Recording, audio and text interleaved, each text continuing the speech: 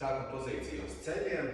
Ceļi aptuveni plecu platumā, pēdas kopā, rokas noliksim priekšā, gurni mums ir ieslīkuši starp papēžiem.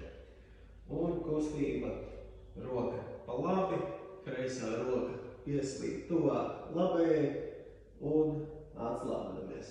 Mēs jutīsim stiepšanās sajūtu kreisajā sānā un šajā pozīcijā dziļi elpojam caur degunu iekšā, pilnu vēderu un caur muti izelpojam gari un atslābinamies.